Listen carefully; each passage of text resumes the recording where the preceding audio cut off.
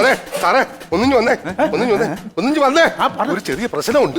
നീ മറ്റേ സോമനല്ലേ? അതെ എന്നാ കാര്യം? സാറേ ഇപ്പൊ എത്രയും പെട്ടെന്ന് ഇവിടെ നിന്നുള്ള ഈ മൃഗങ്ങളെ അതും ഇതൊക്കെ അഴിച്ചു മാറ്റണം. അഴിച്ചു മാറ്റുമോ? എന്റെ മോനാളി അമേരിക്ക എന്താ എയർപോർട്ടിൽ വന്ന് നിൽക്കുന്നു. ഡോക്ടറെ വല്ലവനും അമേരിക്ക എന്ന് പറയുന്നത് നമുക്കെന്ത് കുഴപ്പം? വല്ലവനും അമേരിക്കയിൽ നിന്ന് വരുന്ന നല്ല വിഷയം.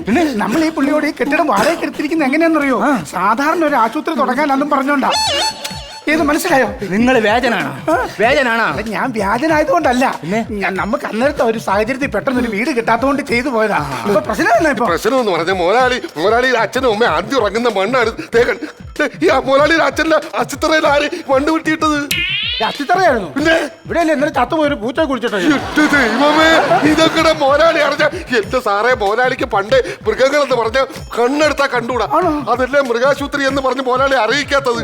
മോനാളി ഇപ്പൊ എയർപോർട്ടിൽ നിന്ന് നേരെ ഈ അസിത്തറയിലേക്കാണ് വരുന്നത്. ഞാനൊരു കാര്യം ചോദിച്ചിട്ട് എത്ര നേരം കാണുമായിരിക്കും? മോനാളി ഇവിടെ വന്നു കഴിഞ്ഞാൽ 10 മിനിറ്റത്തെ കാര്യമുള്ളൂ. എന്റെ ദൈവമേ, ഈ പശുക്കളെല്ലാം കൂടെ ഞാൻ എല്ലാം ചെയ്യുമോ?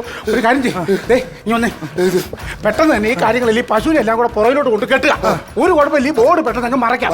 മുതലാളി വന്നു കഴിഞ്ഞാൽ ദൈവത്തെ ഓർത്ത്, തമ്പുരാനെ ഓർത്ത് നമ്മുടെ വായിന്ന് ഒരു രീതിയിൽ ഒരു മണ്ടത്തരം വരരുത്. അപ്പൊ പെട്ടെന്ന് നമ്മൾ ഈ സാധനം ഒന്ന് ഒതുക്കുന്നു. Come on.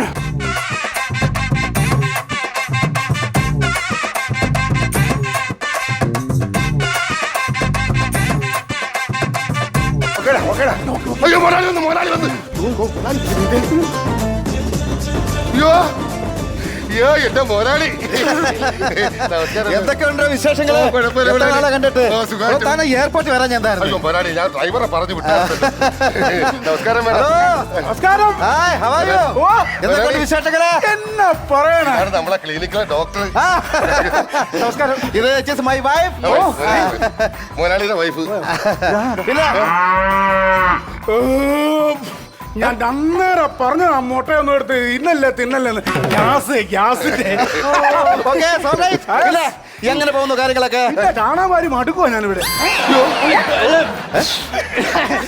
രോഗികളെ ചികിത്സിച്ച് ഡോക്ടർ അങ്ങ് മരിക്കാം.